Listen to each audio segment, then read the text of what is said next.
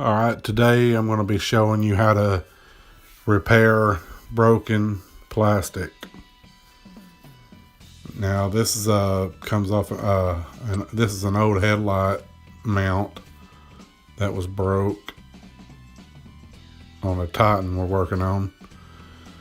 Get any kind of copper wire and bend it like this right here. And what you'll need for this project is a piece of copper wire like this length, a soldering gun, and some glue. Probably doesn't matter what kind of glue you get, but we kind of want to show you this in a simple way. We're not going to do a bunch of talking before we show you. We just kind of want to show you how to do it. So what he's doing is he's soldering the copper wire into the plastic.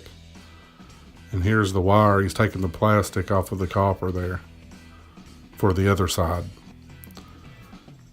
This is pretty simple. And really, you don't really need the glue. We did it, which we'll show you in a second. But this right here holds it pretty darn good. This copper wire. As you can see, he's doing the other side just to make it that much stronger. But I think this would have held it just doing this part. Here's the glue here that we got. It's a real good glue.